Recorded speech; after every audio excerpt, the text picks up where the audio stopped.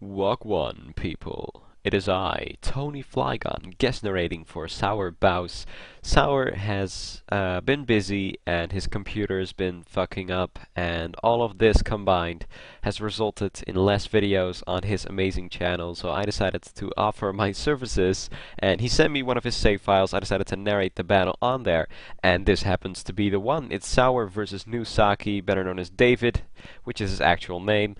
Sour's using his trademark Hill team, well, Hill's style. He loves running Hill in OU, and it's cool. So Sour is pretty much a stall team. It's what he's using, whereas his opponent is using pretty much the opposite. And it's hyper offense. As you can see, Inferno is in the lead spot. That's probably going to be his suicide stealth rocker. And the others are going to have max attack or max special attack and just go from there. That's what I'm assuming. Well, I guess Salamans could be mixed, but it's going to be an offensive force for Sour to deal with his stall team. So that's going to be very interesting. Let's see how this is going to play out. Sour leads with his Abomasnow, whereas David leads with his Infernape. Sour doesn't want to stay in to get hit by either a U-turn, either Fire Blast, either anything. So he switches to his Tentacruel, which is a near-perfect Infernape counter. Only Thunder Punch and Earthquake could really damage it, but that's really uncommon. In fact, it's never used. So Infernape goes for Stealth Rock on the switch. It is his Suicide Stealth Rocker then.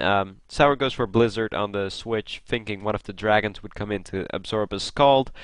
Not the case. I guess David predicts that goes to his Tentacruel, assuming Sour would run Blizzard. Tentacruel could Earthquake it, so Sour's going to switch to his Gliscor, but David again is ahead of Sour, goes for a Meteor Mash on the switch, and look at that damage. That is ridiculous. That is a Gliscor, ladies and gentlemen. That's one of the most physically defensive Pokemon currently used in OU, and whew!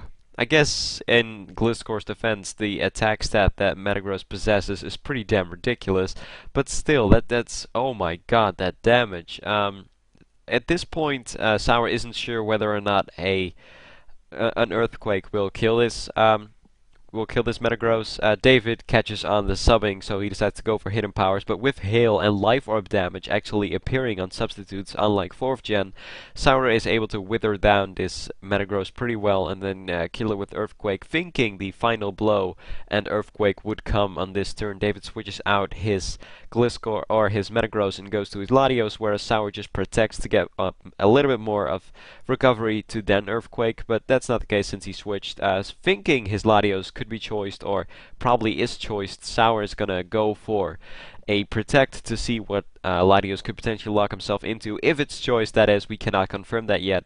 He sees Surf, so he switches to his Tentacruel, and here the opponent reveals it's not choiced because it switches up from Surf to Hidden Power. He probably predicted, the opponent probably predicted a Jirachi switch, since that's a safer option, and he could set up Stealth Rock with Jirachi potentially.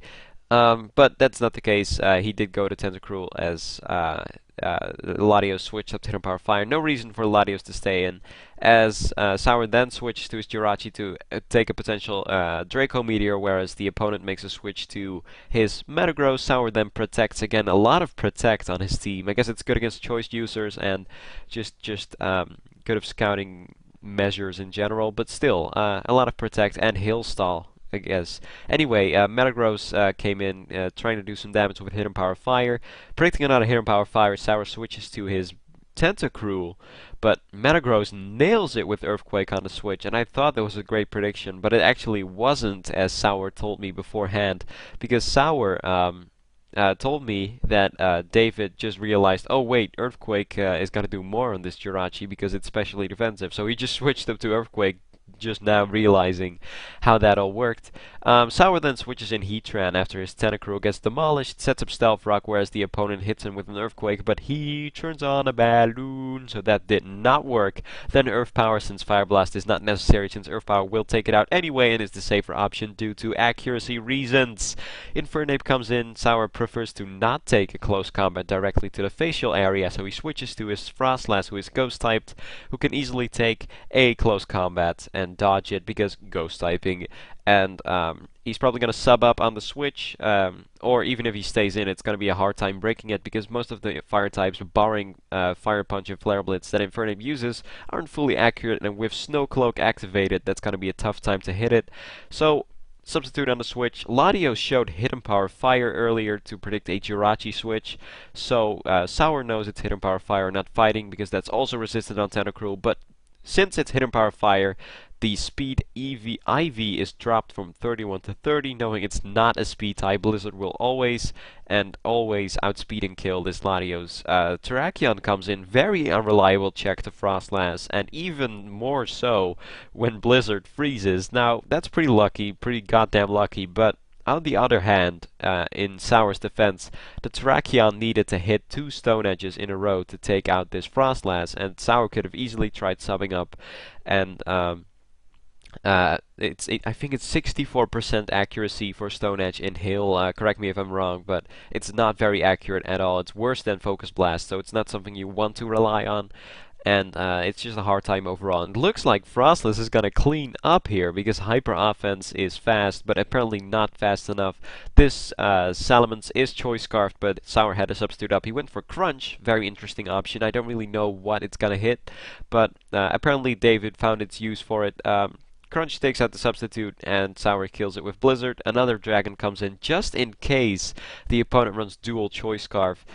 Sour switches to his Heatran, predicting a dragon move of sorts or a Fire Blast. So Heatran comes in, but Sazendora, Hydreigon substitutes up on the switch and then goes for Dark Pulse, probably predicting a switch or carrying Earth Power as its coverage moves, as opposed to Focus Blast, meaning the balloon had to be popped first, which is done now, so that's great, I guess. But in the end, the substitute is roared out. Sour knows it's not choiced anymore, so he can now safely outspeed it with Frostlass later.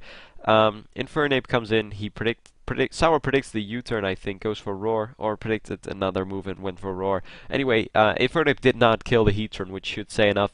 And then Hydreigon comes back in and can now kill the Heatran from this point and kill it with Dragon Pulse, just in case Sour switched to something else to predict something. I don't know, Earth Power, whatever. So, Frostlass comes in, Blizzard's Hydreigon's dumbass, and that's gonna be taken out, knowing it's not Choice Scarf because of Substitute and leftovers and whatnot. Last guy is Infernape. I think Sour's just gonna go and try and Substitute stall to get a free Blizzard off, and also trying to get Life Orb.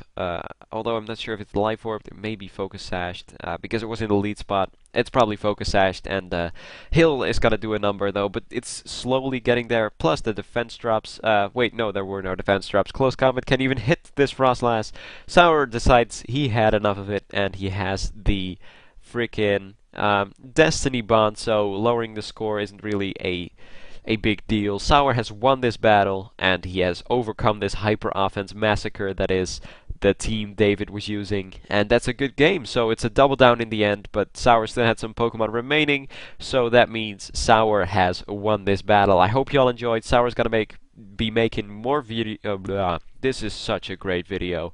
Not okay. Sour is gonna be making more videos in the near future, so look out for that.